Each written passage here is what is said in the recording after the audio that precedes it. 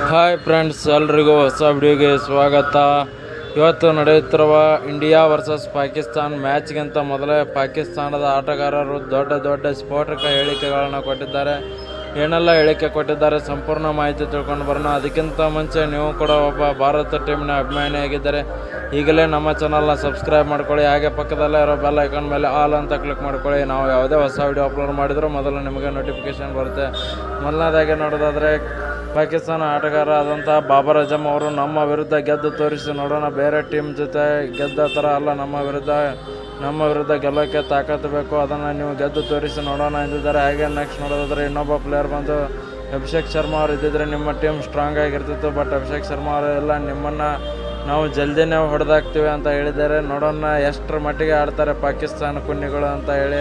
ಯಾಕೆಂದರೆ ನಮ್ಮ ಭಾರತ ತಂಡನ ಹೀಯಾಳಿಸೋದ್ರಲ್ಲಿ ಅವರು ಹಾಗೆ ಅದೇ ಕಂಟಿನ್ಯೂ ಮಾಡ್ತಾ ಇದ್ದಾರೆ ಅಂತಲೇ ಹೇಳ್ಬೋದು. ನೋಡೋಣ ಇವತ್ತಿನ ಮ್ಯಾಚಲ್ಲಿ ಎಷ್ಟು ಪರ್ಫಾರ್ಮೆನ್ಸ್ ಕೊಡ್ತಾರೆ ಅಂತ ಹೇಳಿ. ವಿಡಿಯೋ ಇಷ್ಟ ಆಗಿದ್ದರೆ ಲೈಕ್ ಮಾಡಿ, ಶೇರ್ ಮಾಡಿ, ಸಬ್ಸ್ಕ್ರೈಬ್ ಮಾಡ್ಕೊಳ್ಳಿ. Thank you for watching. ಇನ್ನಷ್ಟು ಸ್ಪೋರ್ಟ್ಸ್ ಅಪ್ಡೇಟ್ಸ್ಗಳು ನಮ್ಮ ಚಾನಲಲ್ಲಿ ಬರ್ತಾ ಇರ್ತವೆ. ಏನೇ ಅಂದರೂ ಕೂಡ ಪಾಕಿಸ್ತಾನ ತಂಡ ಅವರ ಬುದ್ಧಿಯನ್ನು ಬಿಡಲ್ಲ ಅಂತಲೇ ಹೇಳ್ಬೋದು.